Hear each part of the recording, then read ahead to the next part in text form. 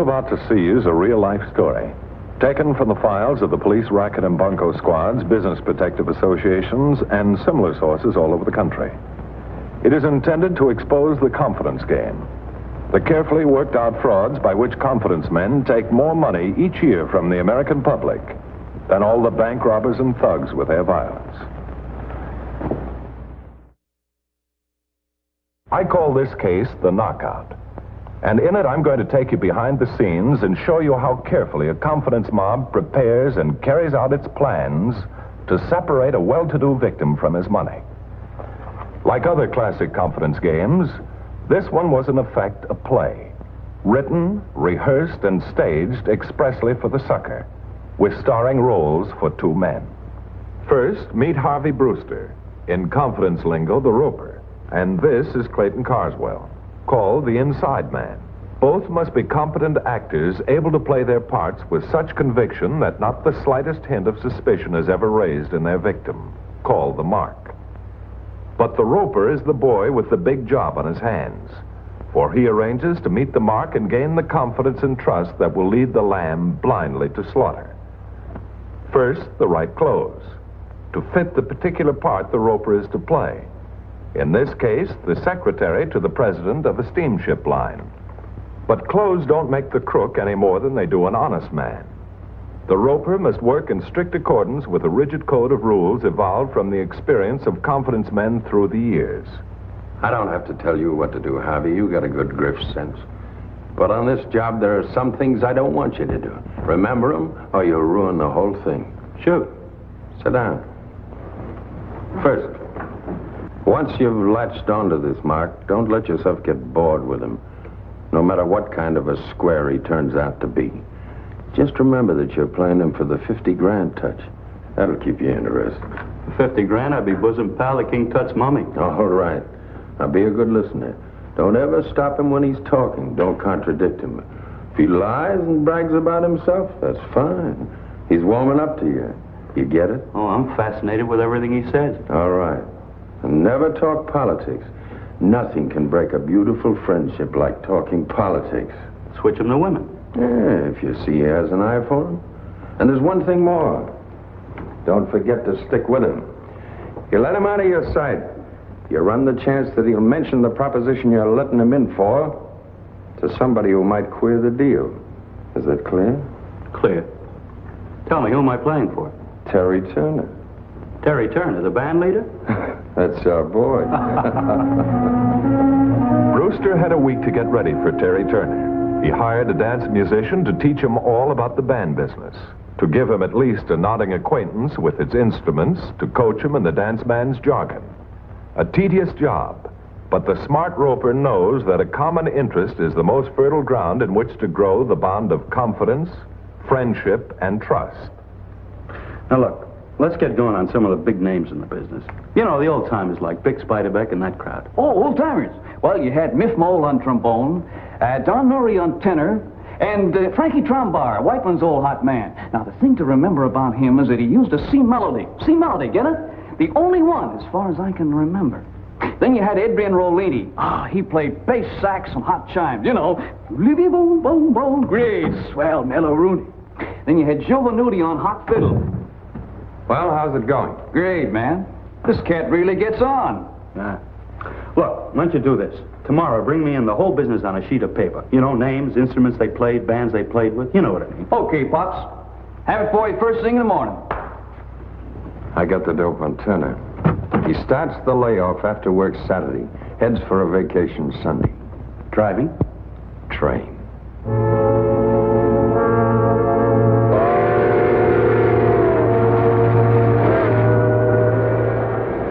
Sure would like to have him in my outfit. Love the way he plays those chimes, huh? Oh, brother, he's smooth. Who are you with, Harvey? Oh, it's been about 10 years, I guess. I used to play a slip horn in a range for a little outfit out of Princeton. You know, proms, club dates, that kind of stuff. Sure wish I could have stayed with it. But my old man set me up with a big shot friend of his, president of a steamship line. Clayton Carswell? Well, I finally got to be Carswell's secretary. Not for long, though. Not with that old... Yeah, I know what you mean. That's why I like fronting a band. No boss but Terry Turner. Oh, he's no slave driver. It's just that I found out the old goat's pulling something I just can't stomach. No, sir, I'm quitting next Tuesday night after the next fight. Tuesday night? You got him scheduled? No. No, this is boxing. Oh. President of a steamship line? Well, he fancies himself quite a sportsman. He should be through here any minute now. You know, he's got the private car right next door. Oh, tip me off. Yeah, sure. I don't know why I bore you with all this. Boy, me, I get it all the time from my boys. I encourage it. Gripe department, I call it. Well, he got himself a fighter. Kid named Johnny Dondero. Nice kid, 25 or 26. He's got a great build, but nothing else. He couldn't punch his way out of a butterfly net. And Coswell's letting this kid get his brains bashed out, telling him he's great. Well, maybe he knows. Yeah, he knows all right. He's making a second fortune over the kid. How does he figure to make a fortune out of a horizontal Henry? You leave it to Coswell. You see, he bets heavy, in somebody else's name, of course, that the kid will get knocked out in a certain round. That way he gets long odds. Then he fixes it with the kid to take a dive in that round. Happens every fight. Oh, no. And for this, he gives this kid $75 a week. How's that for a sportsman? And he's a nice kid, too. 6 months, he'll wind up drooling and selling pencils out of a wheelchair. Hey, this fight Tuesday night, is that fixed? Oh, sure. I don't know what round yet, but I'll find out from the kid. And if that fight goes that way, I'm going to go straight to the boxing commission. I'm going to put a stop to that. Yeah, sure. You know, I'd like to see that fight. You want to see the kid get his head knocked off? Oh, no. I got nothing to do. I thought we might go to the fight and then go someplace else and have a couple of laughs. Okay. But first, tomorrow afternoon, I'll take you over to the gym where the kid works out. You see him and then decide for yourself whether you want to see the fight. Good deal. I'm glad I met you, Harvey. Let's get these freshened up. And he really was glad. Good job so far, Mr. Brewster. The seed of easy money through fixed fights dropped on fertile ground to be nurtured to full flower in the days to come. This looks like a gym. It has all the things a gym is supposed to have: equipment, fighters, handlers, and spectators. It even smells like a gym. And these men look like they're working out conscientiously in preparation for Johnny Dondero's next fight, with Johnny living up to Brewster's description of him. A kid Clayton Carswell was leading to punch-drunk oblivion for his own selfish, inhuman purposes. Yes, it looks like a gym, the training place for fighters, whether palooka or coming champ. But it's all as phony as a con man's word. A show put on strictly for the benefit of a coming chump. Hey, that's Coswell now. So that's him. Having the kid take a dive in the fifth, huh? Nice work, champ. Just keep that left up a little more. Sure thing, Mr. Coswell. Now go get yourself a shower. Right, see you later. Come on, I'll introduce you. Well, Mr. Carswell, I'd like you to meet a friend of mine, Terry Turner. You know, the orchestra leader. I'm afraid I don't. All the arrangements made for tomorrow night? Yes, sir. I'll take care of the weighing. You won't have to be there. Yes, sir. See what I mean?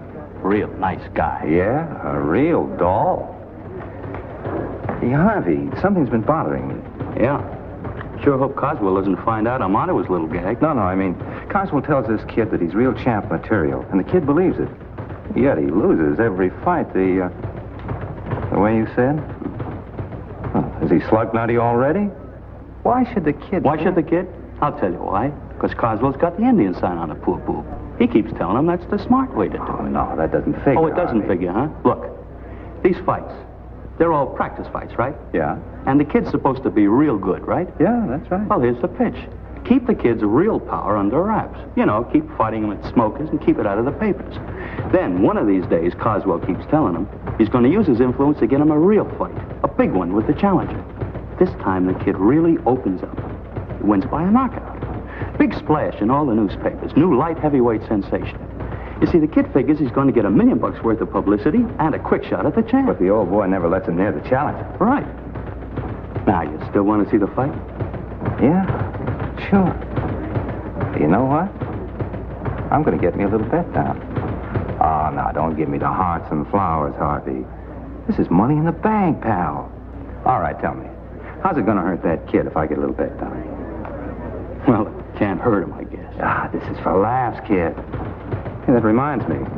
What's with the babe department? Now, that's all fixed up. A girl I met last time I was here, and she's bringing a friend. Yeah? Well, I hope that friend is no little E-flat dame. I like 'em tall, tender, and slender. Now, how did I know that, Terry? You know, I must read your mind. Terry Turner's bet was down. Not with the local bookie, of course. He'd have told Turner there was no such fight. Harvey Brewster placed the bet for him with, someone who could be trusted to keep his mouth shut. Well, at least we could listen to it on the radio. Oh, this is a lot of nonsense, Harvey. Acting like the kid was your brother or something. A fight's a fight. All right, I'll go take a walk. You can listen to it. No, stick around. Well, what about the dames we were supposed to take? What'd you do about them? Oh, I told them to come up in about half an hour. Well, at least that's something to look forward to. I got a little bet down on the fight. It's on the air. I can't listen to it. Okay, if you feel that bad about it. There you are. Thanks, Harvey. It's only for 5 rounds. I hope. Well, here we go for round 2, fans. It's been a pretty even fight so far, this 10-round battle between Johnny Dondero and Dave Monahan. Neither boy has struck a blow yet this round, but there goes Monahan with a terrific left and a right, and another left to Johnny Dondero's jaw. And the crowd loves it. Johnny tries to come back, but misses.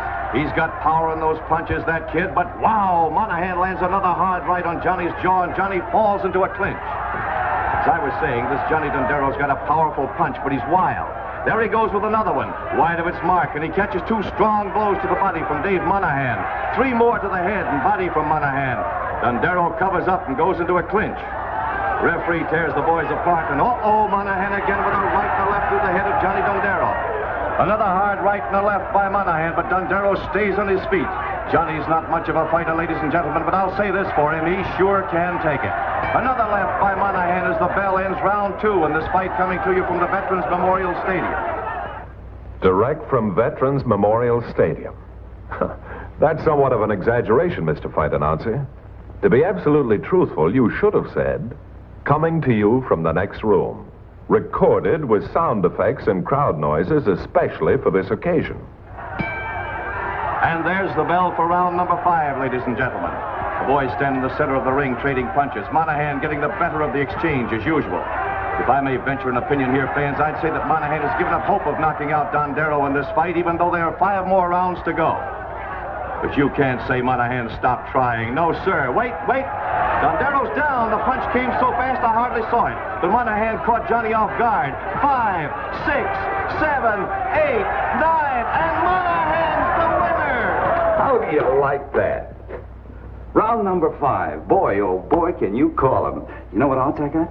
I'd rather not talk about it, Terry. 15-1. Hey, how often does this kid fight? You should excuse the expression. Oh, I don't know, once, twice a week, it depends. Why? Why? Maybe you're right. What's the difference? He could fight once a month and we'd still make a fortune. Now, all you have to do is find out what... Terry, I told you before I was quitting Coswell after this fight, and I did it. I'm through with him. You quit? Are you crazy? I'd be crazy to stay with him. No, listen, Harvey. When you talked to Carswell, it wasn't final, was it? I mean, you can still go back to him. Terry, I said I'm through. Yeah, but what did Carswell say exactly? Well, he didn't know just why I was quitting, so he just said, if it's more money you want, come and see me tomorrow. Harvey, boy, we're back in business. Shake the hand that shook the hand. Hey, the girls? Now, look, no word about this while they're around. Who wants to talk about business? This is strictly for laughs. And they're all on me. Okay. Come on in, girls. Hello. Hello, Vicky. Millicent, how are you? Girls, this is Terry Turner. Terry, this is Millicent. Slender, tender, and tall. How are you, Hello, Vicky? Terry. How do you Hello. do? Vicky? Well, where do we go? Any place you say? You're paying for it. You decide. Well, I know a good place for dinner. Let's start there. Come on. Let's go. No E-flat dame for you, Mr. Turner. Slender, tender, and tall. It was a fine evening, bright and gay. Mr. Turner remembered not to talk business. But that's not exactly what did it. The girls knew all the time what was going on. And knowing, they enjoyed themselves thoroughly watching the bells tinkle on Mr. Turner's fool's cap. And Mr. Turner, seeing the girls have a good time, enjoyed himself all the more. And Mr. Brewster was happy because Mr. Turner was happy. It all went round and round in a dizzy circle, much too brilliant for Mr. Turner to see anything in its real light. But at 4 in the morning, he couldn't sleep. Girls were girls, and fun was fun. But the rare chance to make a fortune fast and without blowing your brains out through a trumpet night after night, that was something different.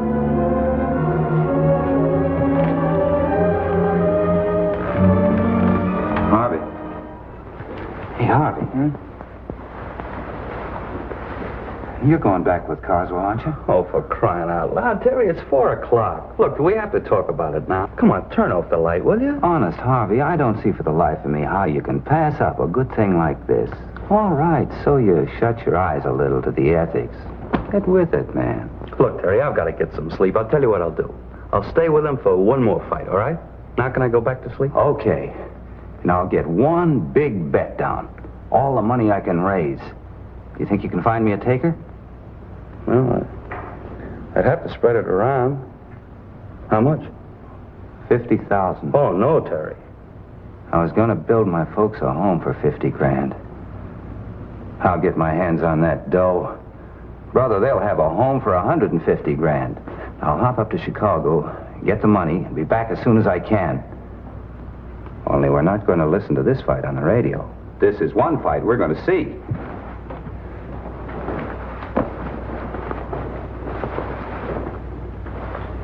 Love that, Harvey Brewster.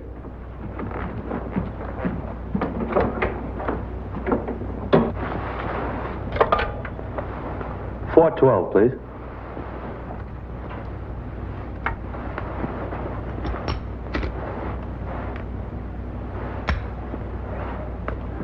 Hello, Clayton?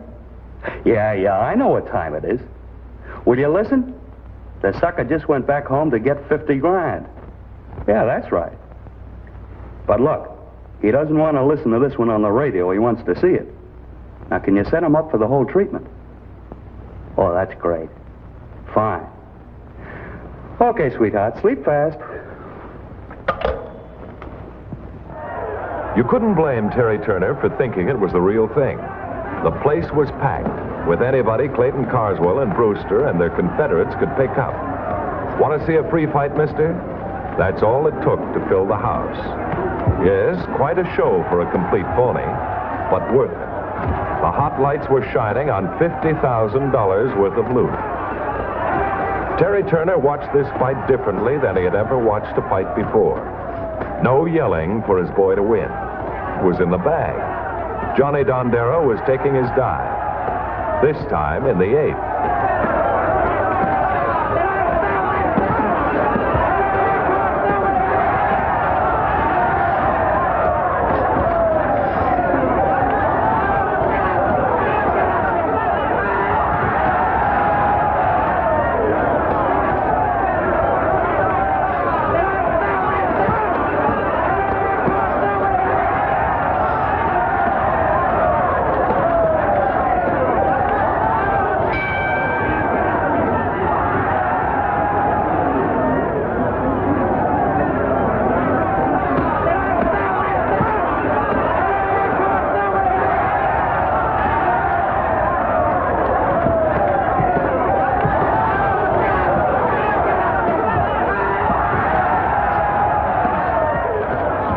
Dumb kid.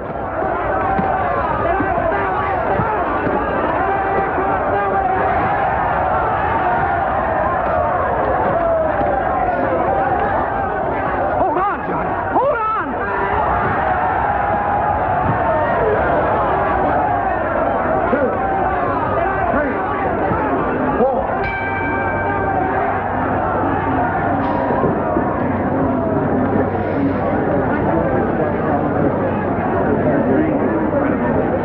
What's happening here, Harvey? Now, look, don't worry, Terry. The kid can take it. You know that. He better. That's all I got to say. He better.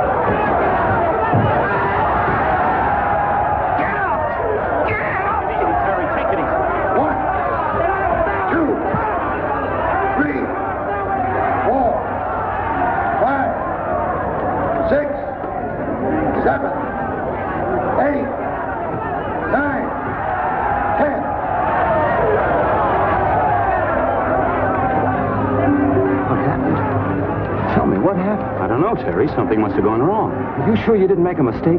Telling me it was the 8th No, round? I swear. Look, I told you something went wrong. There's the doctor. This man is in a very serious condition. Better send for an ambulance right away.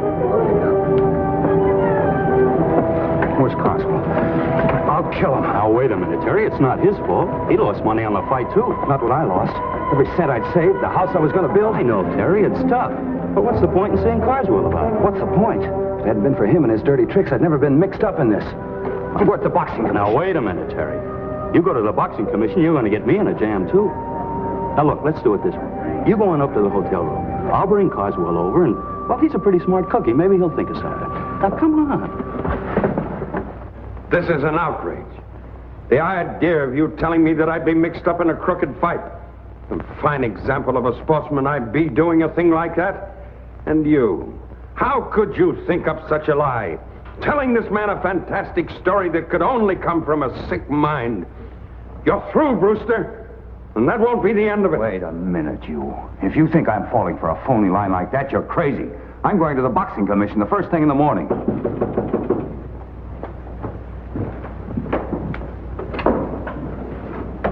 I'm looking for a Mr. Carswell, or... I'm Carswell. What is it? I'm Dr. Venable, Mr. Oh, Carswell. yes. You examine my boy. Come in. I just wanted to tell you I rode with him in the ambulance. He died on his way to the hospital. He's dead. I'm very sorry.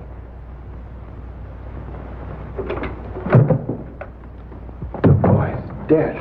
Well, what'd you expect? If he'd lived, he'd have been a helpless cripple the way you've been handling him. I never realized it. I never realized it. Oh, I shouldn't have done it. It's a little late to think of that. Well, the boy's dead. You made a lot of money out of him. Go on out and spend it. Have yourself some fun. You're paying me back the money I lost. Every cent. You hear? All right, you'll get it. Come on, Terry. Let's go out and get some fresh air. I'll go to the boxing commission with you in the morning. Wait. I'll go to jail. We'll all go to jail. We've got to think. A man's been killed. Killed?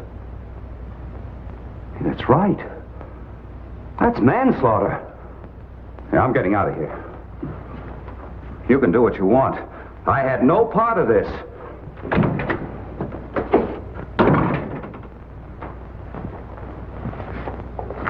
Well, there it is. 50,000. You were great, Harvey. Perfect. Now, say something nice about my performance, huh? Well, you were a little corny when the doctor got here, but you'll improve, Clayton. You'll improve. Well, that was it. It worked without a hitch. Of course, Johnny Dondero wasn't dead, but the job was so well done that it left Terry Turner too scared to show his face on a bandstand for months. But he did finally go to the boxing commission to get it off his chest, and the commissioner phoned me. Turner swallowed his pride and gave us the evidence that we needed to send the whole mob to jail. As long as there are two people, confidence games will go on and on. Well, I hope I've been able to give you some idea of how the con man operates in actual cases. The fact is, you'll find con men almost any place. From the scrubbiest parts of town all the way up to the playgrounds of the social set. And in each case, they manage to fit right into the background they're working against. And when you tell a sucker that he's been swindled, most of the time he won't even believe it. But finally, when the truth does sink in, he says, "But how was I to know he didn't look like a con man?" Well, they never do. Or they wouldn't be in the business very long. Now, can you tell a con man when you see one? Is there any way? No, because he looks just like anybody else. The con man uses only what nature gave him. His brain, charm, an ingratiating manner, and an understanding of human nature that would do justice to a professor of psychology, believe me. Let's face the facts. No one's going to give you something for nothing. Investigate before you invest.